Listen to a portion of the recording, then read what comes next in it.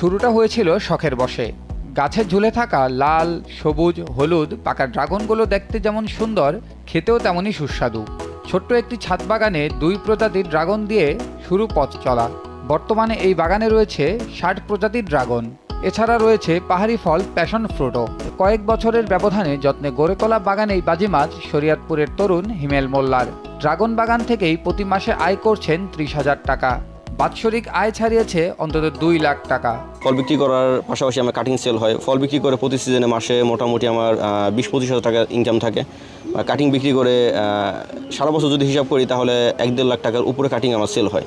Jazeera উপজেলার বড়কান্দি ইউনিয়নের ডুবিসাইবর এলাকার হায়দার মোল্লা ও হাসিয়া বেগম দম্পতির ছেলে হিমেল মোল্লা উচ্চ মাধ্যমিক সম্পন্ন করার পর আর পড়াশোনা করেননি।